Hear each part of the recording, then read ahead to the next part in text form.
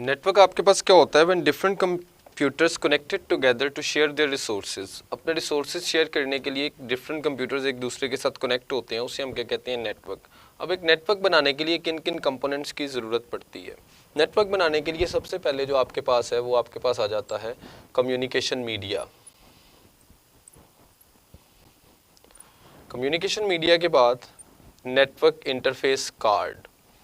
Network interface card के बाद आपके पास यहाँ पे आ जाती हैं कनेक्टिंग डिवाइसेस। कनेक्टिंग डिवाइसेस यानी कि जो डिफरेंट नेटवर्क्स को आपस में कनेक्ट करने के लिए आप यूज़ करते हैं, जिसमें आपके पास ब्रिज,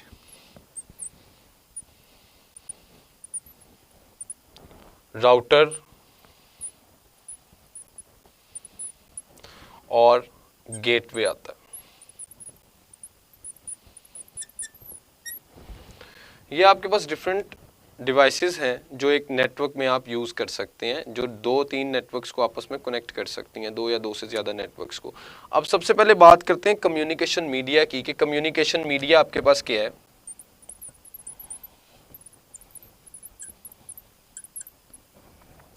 मैंने अभी बात की कि आपके पास जो नेटवर्क है वो बेसिकली क्या है? व्हेन मोर देन 2 कंप्यूटर्स, 2 और more than 2 computers are connected together to share their resources. जब 2 या 2 से ज़्यादा कंप्यूटर्स एक दूसरे के साथ कनेक्टेड हैं अपने रिसोर्सेज शेयर करने के लिए। जैसे मैं बात करता हूँ, यहाँ पे आपके पास 4 कंप्यूटर्स का एक नेटवर्क है। अब इन 4 कंप्यूटर्स ने एक दूसरे के साथ कनेक्ट होना है, तो इन 4 कंप्यूटर्स को एक दूसरे के साथ कनेक्ट करने के लिए मुझे जिस चीज़ की ज़रूरत पड़ेगी वो आपके पास क्या है? Communication media. अब ये कम्युनिकेशन मीडिया आपके पास 2 तरह का हो सकता है, गाइडेड भी हो सकता है और अनगाइडेड भी हो सकता है। अगर अनगाइडेड की बात करें तो वायरलेस आपके पास जैसे सैटेलाइट्स को यूज़ कर सकते हैं, रेडियो वेव्स को यूज़ कर सकते हैं। और आपके पास गाइडेड मीडिया की बात करें तो उसमें आपके पास क्या आ जाता है? जैसे आपकी वायर्स हैं डिफरेंट, जिसमें आपके पास कोएक्सियल केबल आ जाती है, फाइबर ऑप्टिक्स आ जाते हैं, ट्विस्टेड पेयर केबल आ जाती है। बेटा आपके पास कम्युनिकेशन मीडिया बेसिकली यही है, वो वायर्स या वायरलेस कनेक्शन जो 2 या 2 से ज़्यादा कंप्यूटर्स को आपस में कनेक्ट करने के लिए हम यूज़ करते हैं, उसे हम क्या कहते हैं? वो आपके पास क्या है? Communication media. उसके बाद आगे आपके पास आ जाता है NIC, network interface card. Network interface card क्या होता है?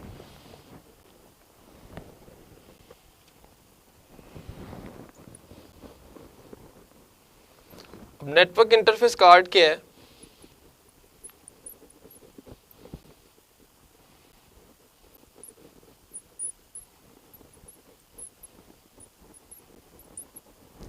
अब इसमें हम क्या करते हैं, देखें 2 कंप्यूटर्स अगर आपस में आपने कनेक्ट करने हैं तो उन 2 कंप्यूटर्स में मैंने बताया कि वो वायर्स के थ्रू तो कनेक्ट होंगे, लेकिन बेटा वो वायर्स लगनी कहाँ पे हैं? अब ये अगर आपके पास 2 कंप्यूटर्स हैं जिनको आपस में आपने कनेक्ट करना है, तो मैंने कहा ये वायर्स के थ्रू कनेक्ट होंगे। मैं यहाँ पे एक वायर रख देता हूँ तो ऐसे ही कनेक्ट नहीं हो सकते, इन वायर्स को आपको इन कंप्यूटर में लगाना पड़ेगा। तो बेटा इन कंप्यूटर्स के मदरबोर्ड पे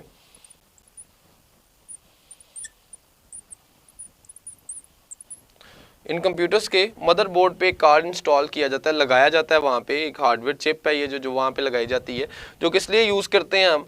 एक कंप्यूटर को दूसरे कंप्यूटर के साथ कनेक्ट करने के लिए। यानी कि नेटवर्क में कंप्यूटर को लाने के लिए जो सबसे इंपॉर्टेंट चीज़ है वो आपके पास क्या है? NIC। अगर एक कंप्यूटर में NIC नहीं है, नेटवर्क इंटरफेस कार्ड नहीं है, तो वो कंप्यूटर किसी नेटवर्क का पार्ट नहीं हो सकता। अब NIC के बाद आगे आपके पास आ जाते हैं ब्रिज।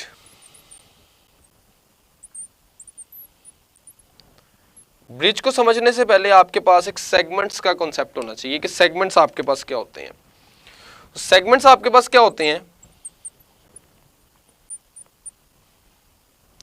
जब आपके एक नेटवर्क में डिफरेंट नेटवर्क्स हों, यानी कि डिफरेंट नेटवर्क्स आपस में कनेक्ट हों, यानी कि मैं इस तरह से कह सकता हूं कि आपके पास, मेरे पास एक नेटवर्क ये है 4 कंप्यूटर्स का, 3 कंप्यूटर्स का, एक नेटवर्क मेरे पास ये है 3 कंप्यूटर्स का। अब ये असल में एक ही नेटवर्क है, लेकिन एक नेटवर्क के 2 पार्ट्स हैं,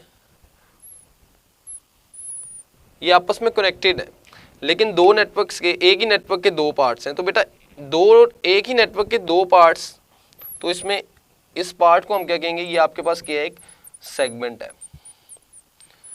तो बेटा इन सेगमेंट्स को आपस में कनेक्ट करवाने के लिए जिस डिवाइस को यूज़ किया जाता है उससे क्या कहते हैं? ब्रिज। यानी कि अगर मैं इस नेटवर्क को इस नेटवर्क के साथ कनेक्ट करवाना चाहता हूँ तो उसके लिए मुझे किसकी ज़रूरत पड़ेगी? एक ब्रिज की जरूरत पड़ेगी। बाय यूजिंग द ब्रिज मैं क्या कर सकता हूँ, सेगमेंट्स को आपस में कनेक्ट करवा सकता हूँ। एक ही नेटवर्क में जब दो से या दो से ज्यादा सेगमेंट्स हों, उन सेगमेंट्स को आपस में कनेक्ट करवाने के लिए आप किसको यूज करते हैं, ब्रिज को यूज करते हैं। ब्रिज के बाद आगे आपके पास आ जाता है राउटर का कॉन्सेप्ट।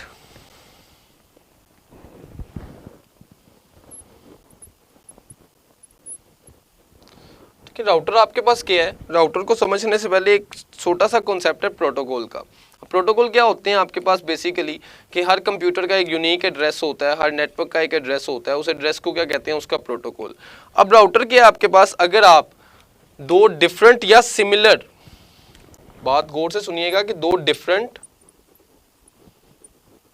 या सिमिलर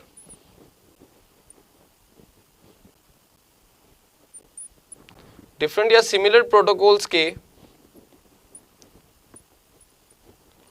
नेटवर्क्स को आपस में कनेक्ट करवाना चाहते हैं, दो डिफरेंट या सिमिलर प्रोटोकॉल्स के नेटवर्क को आपस में कनेक्ट करवाना चाहते हैं, तो उसके लिए आप क्या करते हैं, राउटर को यूज करते हैं। दो डिफरेंट या सिमिलर नेटवर्क्स को आपस में कनेक्ट करवाने के लिए आप किसको यूज करते हैं, राउटर को यूज करते हैं। अब डिफरेंट और सिमिलर प्रोटोकॉल्स का मतलब है कि ये आपके पास विद इन अ कंट्री और मतलब दो डिफरेंट कंट्रीज के नेटवर्क्स को भी आपस में कनेक्ट करने के लिए आप किसको यूज करेंगे, राउटर को यूज करेंगे। अब इसमें आपके पास इसकी एक इंपॉर्टेंट बात क्या है कि ये एक इंटेलिजेंट डिवाइस है। इंटेलिजेंट डिवाइस क्यों है, क्योंकि जब आपने डिफरेंट नेटवर्क्स को आपस में कनेक्ट किया होता है तो उसमें डाटा शेयरिंग के लिए मल्टीपल पाथ्स बनते हैं। डाटा शेयरिंग के लिए मल्टीपल पाथ्स होते हैं। अब उन मल्टीपल पाथ्स में से ये क्या करता है, बेस्ट वन को चूज करता है। उन मल्टीपल पाथ्स में से बेस्ट वन को चूज करता है। इसलिए राउटर को क्या कहा जाता है कि राउटर आपके पास क्या है, एक राउटर आपके पास एक इंटेलिजेंट डिवाइस है। राउटर के बाद जो नेक्स्ट आपके पास आ जाता है लास्ट, वो है गेटवे।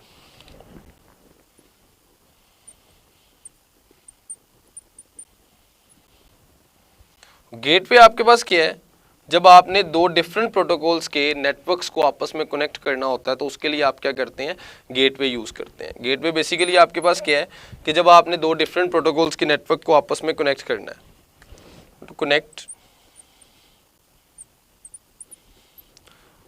The networks of